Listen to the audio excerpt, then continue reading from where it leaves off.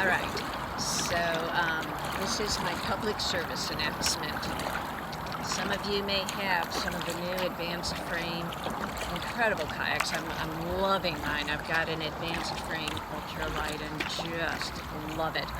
And there's a couple things that I have discovered that I had to pretty much discover on my own because there was nothing on YouTube, nothing on the web, and no guidance. So the first thing, if you take the ultralight is 10 pounds lighter than the advanced frame sport, and basically the same boat but made with much lighter material, so it's 10 pounds lighter, which is a big deal for me. I'm a small woman and I am unable to really comfortably carry the advanced frame sport.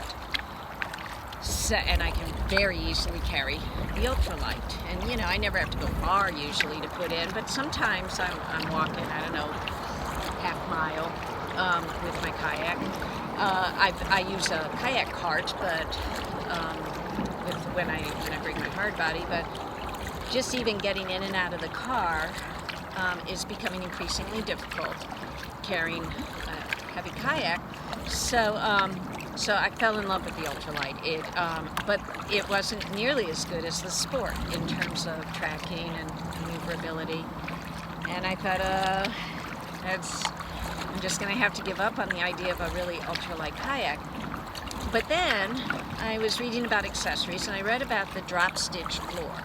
Now, all the websites I went to said that this drop stitch floor really improved the performance of the advanced frame kayak, but it was not recommended for the ultralight.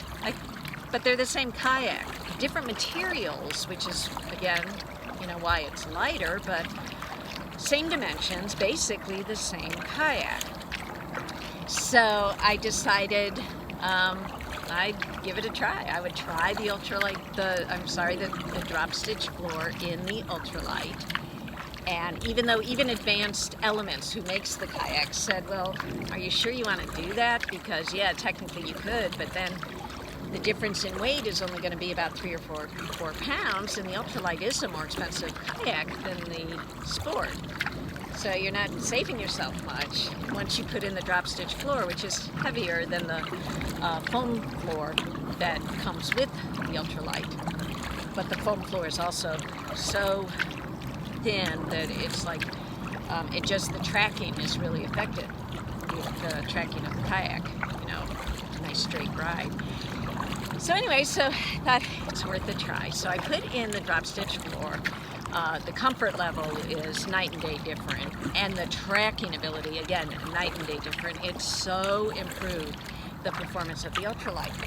And I could pick up the ultralight with the drop stitch floor with actually no trouble.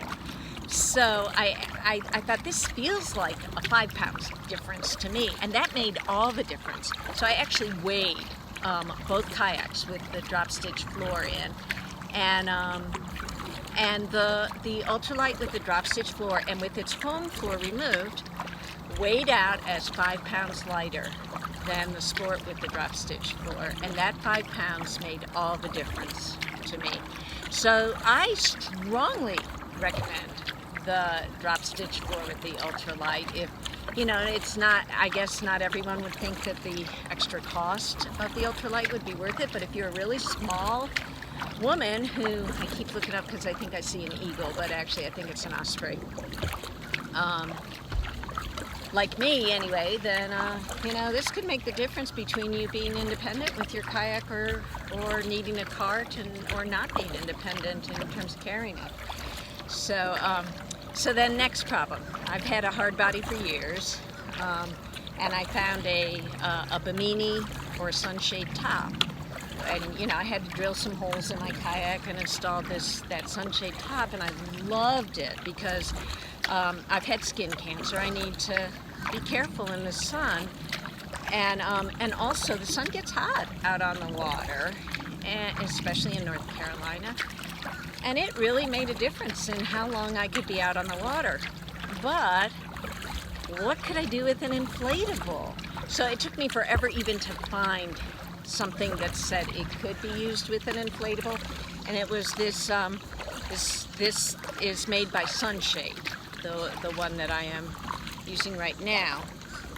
But I only found one store selling the size I needed was a medium, one place selling it. And I tried to contact Sunshade and was getting no response from them. They weren't responding to my emails or my phone calls. So I went to the one store that was selling it. I think it was outdoorplay.com. And they shipped it right away. And but when it came, the attachments all have screws. Obviously, I can't screw the attachments for the sunshade into my inflatable. But they had said if you have any questions about how to attach to an inflatable using existing hardware, contact Sunshade. Gave me the number. I tried again, no answer. So I contacted Outdoor Play. I believe that's the name of the place. And told them no one was answering the Sunshade, and they did a little research to discover that, very tragically and sadly, the owner of Sunshade had died of cancer. And so there was no one to tell me how to attach this sunshade to an inflatable. And they were very kind. They said they would take it back, but I knew there was nothing else out there on the market that I could find that would be a sunshade for an inflatable kayak, other than, make your own. So yesterday I spent the day, well, not the whole day, just actually an hour. It took me about an hour, looking at the existing attachment hardware that I have on this kayak, the D-rings that are already on the kayak, and then looking at the sunshade, and with just a little bit of fiddling, like I crossed the back bars where they're not crossed when you're using it on the way it's made to be used. But as you can see, since I'm out here right now, not much of a wind, a little wind. I think it was supposed to be 3 to 4 miles an hour today. And the sunshade is working beautifully. I don't know that I would be able to independently release it. I used I used the existing D-rings. I used some carabiners. I don't know if that's how you say that word, but to attach 2 attachment points, one at each side of the seat. The carabiners just went around the seat strap, and then you probably can't see this. Maybe I can show you. Okay, so here's where I attach it to the seat, and then back here to the D-ring. Just using the existing attachment, I took off the screw and just Velcroed the. I just realized I need to hook my my phone to my boat just in case it falls in the water. I'd hate to lose it. But anyway, so using carabiners and the existing hardware and the Velcro that they supply, I've got a sunshade. Now, could it be more stable? Yeah. And would it work in a heavy wind? I'm not sure. I will find out, because I do go in all kinds of conditions. It bobs around a lot with the waves, but it doesn't matter. It's very, very lightweight. It's not affecting the maneuverability of my kayak at all. And I have sun protection. It's pretty awesome, and it's adjustable. There's a little slide so I can bring it down closer to my head and to cover more that way. I think I can fiddle with some of my back struts probably to shift from side to side if the sun is coming more on one side than another. But so this is my public service announcement to all of you. The ultralight is an incredibly awesome kayak. I got it going 17-minute miles, which for me is that's a good speed. That's about what I do in my hard body. Super easy to paddle, super lightweight, and even with the drop stitch floor, lightweight enough for a small woman like me to be able to independently carry, get in and out of my car. And with the sunshade top, I've got, actually Sunshade isn't the company, Sunshade is the name of the top. I forget the name of the company. Crap.